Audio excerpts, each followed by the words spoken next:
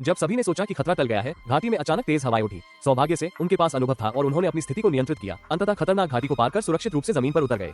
लोगों के घाटी को चुनौती देने का कारण पहले की घटनाओं से जुड़ा है। असल में पहले एक उत्साही चरम खेल प्रेमी के रूप में शाओ शुआई अक्सर अपने दोस्त दाशान के साथ कठिन परियोजनाओं को चुनौती देते थे।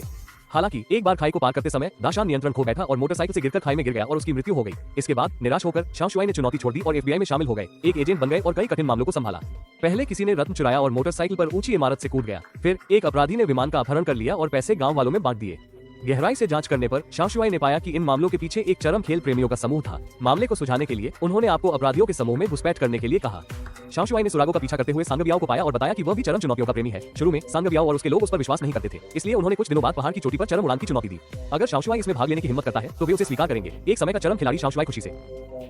अगले दिन सभी लोग उपकरण लेकर पहाड़ पर चढ़ गए और इस तरह उस रोमांचक उड़ान की शुरुआत हुई। चुनौती को सफलतापूर्वक पूरा करने के बाद शाओ शुआई ने सांग बियाओ का विश्वास जीत लिया। जल्द ही सांग बियाओ के नेतृत्व में सभी लोग एक परित्यक्त खदान में पहुंचे, जहां दहाई बम लगाकर खदान की गाड़ियों को उड़ाने की तैयारी कर रहा था। शाओ शुआई ने अपराध की योजना को भांप लिया और तुरंत हस्तक्षेप किया, लेकिन इस कारण उसकी पहचान भी उजागर हो गई। सांग बियाओ ने रोकने की परवाह किए बिना विस्फोटक को दबाया और फिर मोटरसाइकिल पर भाग गया। शाओ शुआई असफल होकर लौट आया। हालांकि सांग बियाओ ने यहाँ नहीं रुका और बैंक लूटने की योजना बनाई। शाओ शुआई ने फिर से कार्रवाई में भाग लिया, लेकिन जब वह पहुंचा, सांग बियाओ पहले ही सफल हो चुका था और भागने की तैयारी कर रहा था। महत्वपूर्ण समय पर एफबीएल ने समय पर पहुंचकर एक साथी को पकड़ लिया, लेकिन सांग बियाओ भागने में सफल रहा। पीछा करते समय अचानक एक ट्रेन तेजी से गुजरी और सांग बियाओ गायब हो गया। शाओ शुआई ने हार नहीं मानी और सुरागों का पीछा करते हुए पाया कि सांग बियाओ खतरनाक समुद्री लहरों पर सर्फिंग करने की योजना बना रहा था। अंततः सांग बियाओ को उग्र समुद्री लहरों ने निगल लिया और उसका अपराधी जीवन समाप्त हो गया। कहानी के अंत में शाओ शुआई एफबीएल में लौट आया और अपराध के खिलाफ लड़ाई जारी रखी। फिल्म यही समाप्त होती है।